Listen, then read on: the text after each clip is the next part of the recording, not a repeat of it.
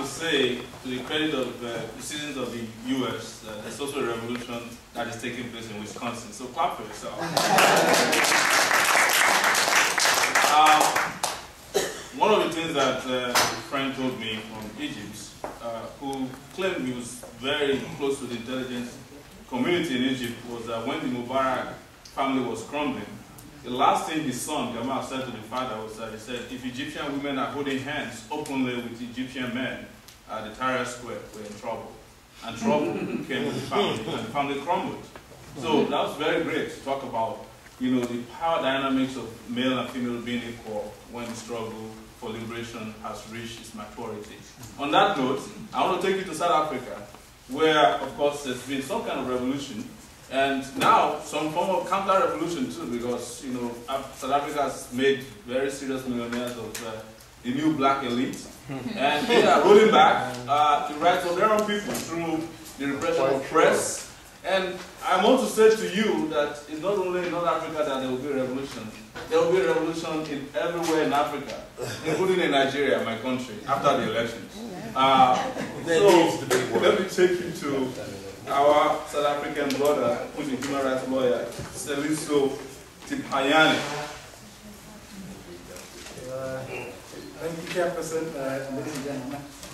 I also agree with the Chairperson that there will also be another revolution down south in South Africa. As a son of a minister of religion, I'll be in trouble, but I need to start by saying this.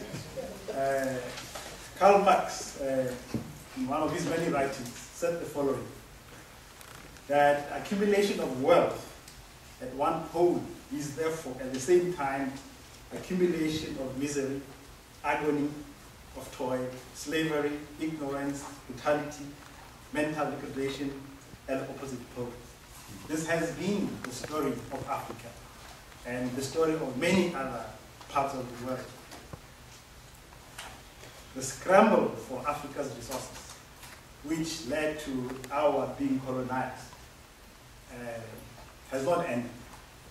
That's right. Because history has been distorted. We are made to believe that we were colonized by states. So when the flag of the Queen was taken down, we began celebrating our independence. And our leaders make us every year to celebrate when the colonial flag went down.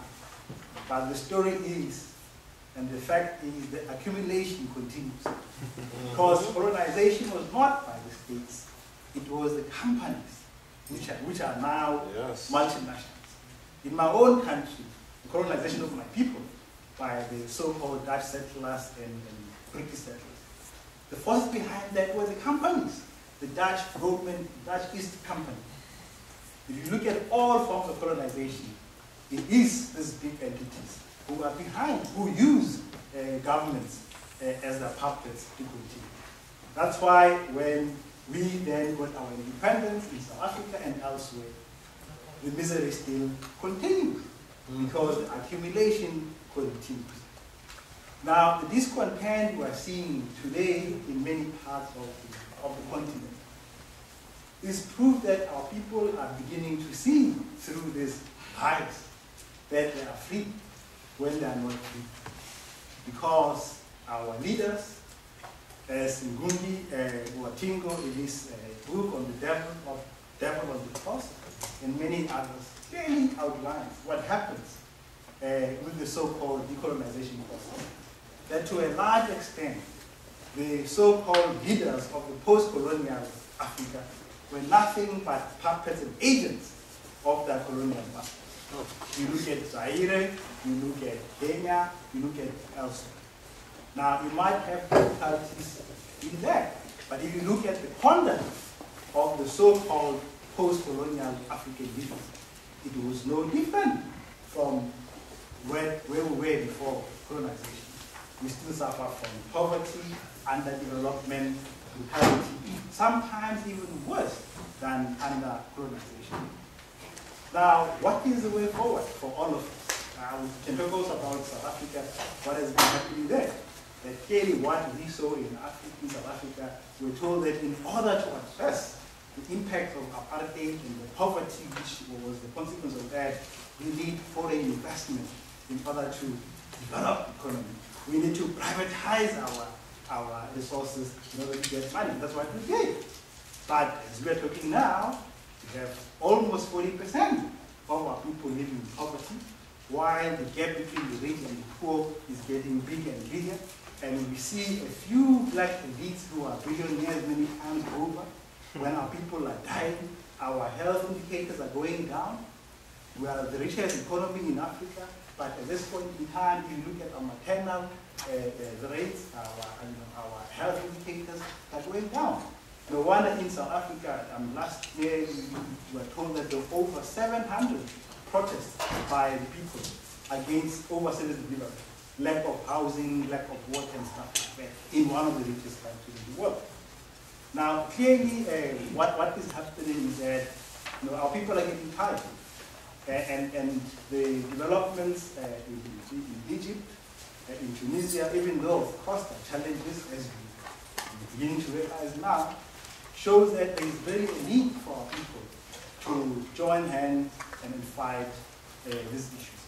Now, one of the effective tools, since, as the last people were saying, that we don't have weapons. I know Karl Marx said before that the proletariat must arm themselves and fight against the oppressors because they're armed. We don't have the weapons. We don't have the arms. And therefore, the only thing we have now really is the knowledge of power, the fight for power and control. That's why rules, laws like access to information are beginning to be quite important, because basically they help to fight transparency. They help for the people to know exactly how other resources are being managed, who is behind the accumulation at their cost, who is benefiting from much of the conflict in the African continent, when almost all African countries except South Africa do not manufacture weapons. Where do the AK-47s come from? Where do the tanks and jet fighters come from? And who benefits from that? Why are we being told today that Gaddafi's assets of 30 billion were frozen by the US? What were they doing here? When people in Libya are suffering. The same thing happens to Nigeria, South Africa, and elsewhere. In my country, after 1994, we wanted to know what has happened to our money in Swiss banks. Up until today, the Swiss government will not allow us to know how much of our money has been looted by our former oppressors in Swiss banks and elsewhere. That's the issue, because we know who's running the show.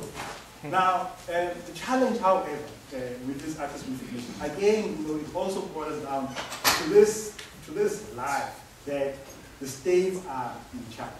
So it's typical what happens in international forum. Governments agree to pass access to information laws and urge all other states to adopt the same laws.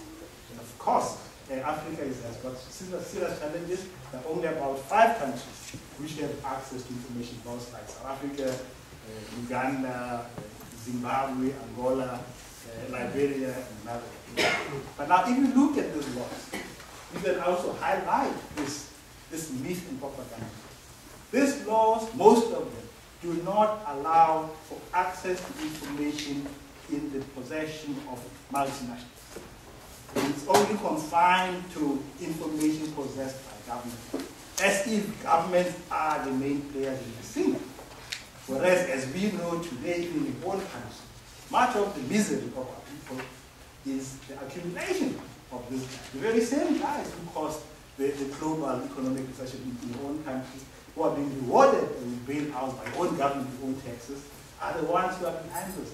Now, the state puppets, as usual, pass laws to say, well, we'll have elections, we'll have access to information, we all get excited. But as I'm saying, when we look at these laws, how these laws are going to help you to actually find out what oil company has bribed your government in Nigeria, we know they said out of court. In South Africa, the arms deal, over $6 billion. Who was benefiting from that? Those kind of things are not being allowed to be accessed by these laws which we have. So apart from the challenge that many African countries do not even have access to information laws, the few which have these laws, have laws which are largely useless as far as basically addressing the root core of the problems in Africa. And my appeal really, as part of this conference, that there needs to be greater solidarity between all the progressive movements in helping, especially in Africa, to ensure that there are better laws which can help our people to be able to know exactly what is happening, who is behind the misery, in order to be able to address that, and also to encourage other people in the continent, like in Egypt and elsewhere, to stand up and fight for their rights. What is said for me in closing chapters is that while we are very happy with the Egyptian revolution, but the very same guys who were in charge are still there. And people are told that they are free. Well, time will tell. And I think it's important, therefore, for people again to see through this light thing that yes, Mubarak is gone, but his soldiers are there. In South Africa, yes, we are free. Mandela came into power, but the economy of the country is still controlled by a former president. Thank you.